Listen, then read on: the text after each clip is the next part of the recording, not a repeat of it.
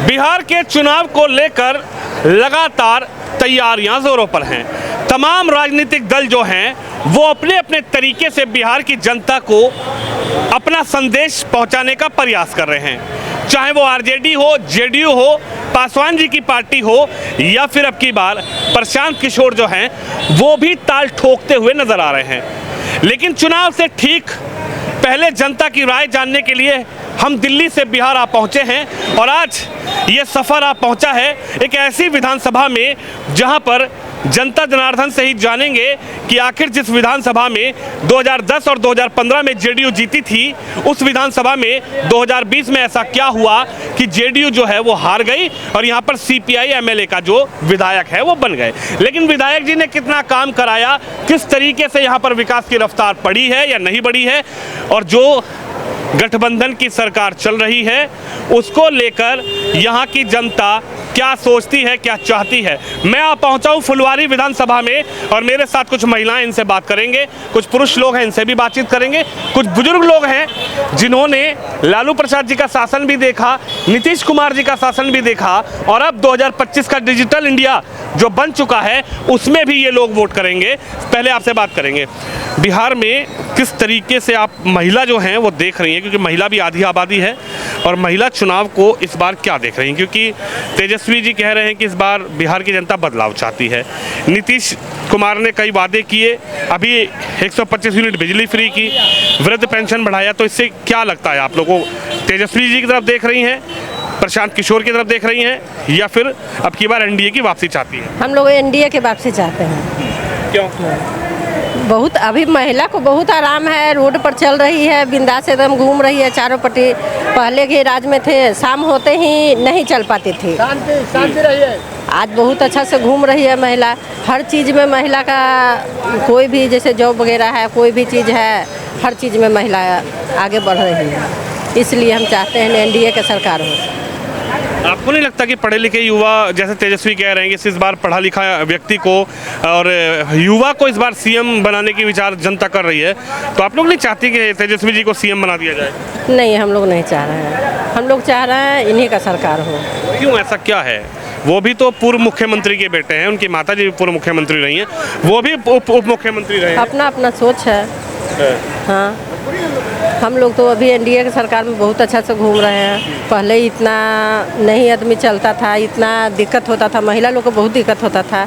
आज के इस सरकार में बहुत अच्छा से महिला घूम रही है। किस प्रकार की दिक्कतें होती थी, थोड़ा बताइए आप, क्या होता था पहले जो महिला निकल नहीं पाती थी? जैसे पहले महिला निकल नहीं पाती थी, दिन दहाड़े लूट मार होता था, तो महिला को माने सुरक्षित नहीं महिला रह पाती थी, इसी के कारण। सुरक्षा की दृष्टि से आप देख रही हैं कि इस बार नीतीश कुमार फिर से? हाँ, नीतीश लेकिन कुमार। सुरक्षा एक बड़ी चीज़ है। आप बताइए, आप क्या कहेंगे इस चुनाव को लेकर? आप तो युवा भी हैं, बेटी भी हैं, लड़की भी हैं और बिहार की वोटर भी हैं, आप क्या चाह रही हैं? मैं चाह रही हूँ एनडीए की सरकार है, फिर से माननीय मुख्यमंत्री जी रहें। क्यों, ऐसा क्या है एनडीए सरकार में? वो बोल रहे हैं कि उनकी उम्र हो गई, मुख्यमंत्री जी का संतुलन खराब हो गया है, मानसिक संतुलन ठीक नहीं है, तेजस्वी कह रहे हैं। उनका तो काम ही है, विपक्ष का तो काम ही है बोलना, और जैसा कि हम लोग चाह रहे हैं सब लोग कि फिर से माननीय मुख्यमंत्री जी ही रहें। उन्होंने बिहार के लिए बहुत बड़ा योगदान दिया है। पहले अगर आप जाएं 2005 से पीछे, तो हमारे बिहार में विकास के नाम पर कुछ भी नहीं था, तो माननीय मुख्यमंत्री जी ने बहुत मेहनत किया है और बिहार को बहुत विकास की ओर लेके आए हैं। तो इस वजह से हम लोग चाहेंगे कि फिर से माननीय मुख्यमंत्री जी रहें, क्योंकि उन्होंने हर क्षेत्र में काम किया है, चाहे वो शिक्षा का हो, चाहे वो रोज़गार का हो, चाहे वो स्वास्थ्य का हो, चाहे वो अति पिछड़ा का हो या महिला का हो, उन्होंने सबको एक समान लेके चले हैं, किसी में भी भेदभाव नहीं किए हैं।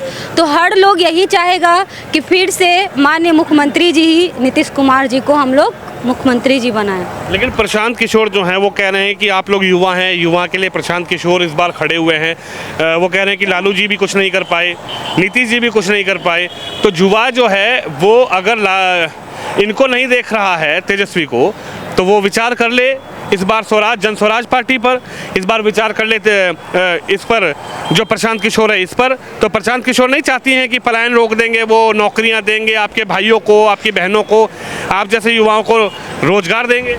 रोजगार तो अभी भी मिल रहा है, बस है काम करने वालों की देरी है। रोजगार तो माननीय मुख्यमंत्री जी इतना दिए हैं कि भरपूर नहीं हो पा रहा है। और जो वो बोलते हैं सड़क वड़क का, तो वो जो प्रशांत किशोर जी जिस सड़क से आते हैं तो वो किसका बनाया हुआ है? उनका बनाया हुआ है, हमारे मुख्यमंत्री जी का ही बनाया हुआ है ना। तो माननीय मुख्यमंत्री जी बहुत काम किए हैं और इसी तरीके से रहेगा तो और भी काम किया जाएगा और किया जा रहा है। जैसे कि अभी देख लिए 125 बिजली यूनिट फ्री किया गया, तो चुनाव के बाद और भी बहुत सारे काम किए जाएंगे। तो लगता है कि इस बार आप नहीं चाहती हैं बदलाव तो हुआ है ना। 2005 में क्या था? महिला घर से बाहर नहीं निकलती थी, रोजगार के नाम पे कुछ भी नहीं था।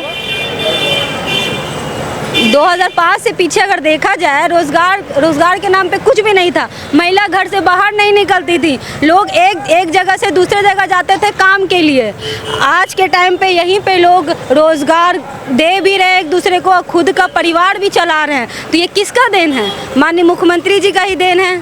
तो इसको विकास की ओर नहीं ले जाएंगे तो क्या है, ये क्या कहलाएगा? देखिए 2005 से पहले का बिहार और 2005 के बाद का बिहार, थोड़ा आप आगे आइए, आप क्या कहेंगे? 2005 से पहले के बिहार की चर्चा होती है, 2005 के बाद से बिहार की चर्चा होती है।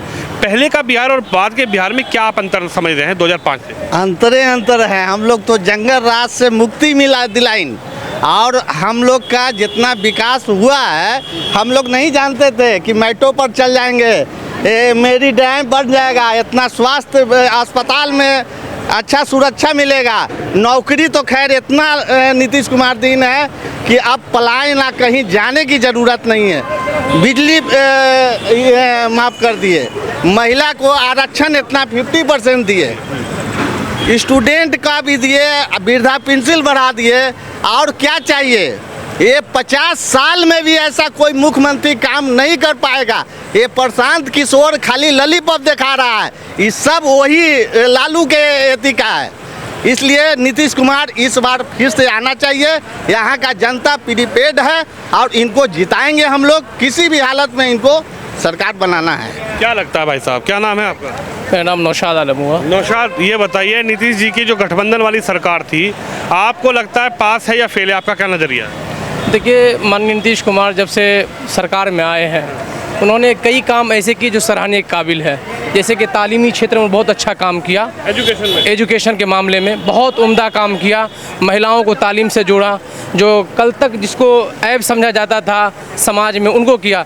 लेकिन माननीय नीतीश कुमार से मेरी एक शिकवा भी है, गिला भी है, और एक हमारी अपनी ज़ाती राय भी है कि जिस तरीके से केंद्र में उनके सहयोग से सरकार चल रही है, काश के जिस तरीके से बहुत सारी मसलों पर उन्होंने बात की सरकार से, अगर वो हर जिला लेवल पे रोजगार का साधन कर देते तो हम जैसे नौजवान जो पढ़ लिख करके अपने आबाई घर को छोड़ करके दूसरे शहर में जाना पड़ता, ये नहीं जाना पड़ता। उनसे मेरी ये गुजारिश है और ये कमी है। हैं कि नीतीश कुमार जी थोड़ा इस पर फोकस रखें, पूरी तरह फोकस रखे, थोड़ी नहीं बल्कि पूरी फोकस रखे। तो लेकिन सवाल यह है कि जैसे अभी तेजस्वी कह रहे हैं कि इस बार नीतीश जी को हटा दीजिए, इस बार तेजस्वी को देखिए, इधर प्रशांत किशोर कह रहे हैं, तो आपको लगता है कि तेजस्वी पे भरोसा है? तेजस्वी जी अगर सीएम बनते हैं तो आप लोगों को बाहर नहीं जाना पड़ेगा, नौकरी के लिए नहीं भटकना पड़ेगा, यहीं रोजगार मिलेगा। तेजस्वी जो वादा कर रहे हैं उस पर कितना विश्वास रखते हैं? देखिए, किसी शायर का एक शेर है कि तू इधर उधर की ना बात कर, ये बता के काफिला क्यों लूटा।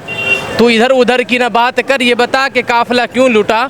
मुझे रहज़नों से गिला नहीं, तेरी रहबरी का सवाल है। ऐसा नहीं है कि तेजस्वी जी या उनके फादर या उनके मदर ने इस राज्य पे हुकूमत नहीं की है, और ये पहली बार ऐसा नहीं कि नया चेहरा है, उन्होंने ही इसी गोद में वो पल के जवान हुए हैं।